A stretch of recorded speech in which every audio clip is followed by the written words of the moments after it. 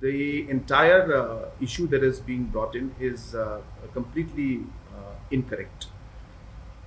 There is no question of any amendment to the Land Transfer Act.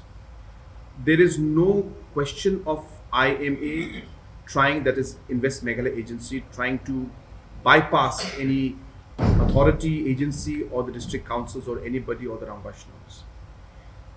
There is no question, as I said, of land being bought directly by the private investors. This is all incorrect and absolutely incorrect information. IMA is a government of Meghalaya's Invest Meghalaya Agency. It is like MTDC, like an MIDC, like MECL. It is another authority of the government of Meghalaya.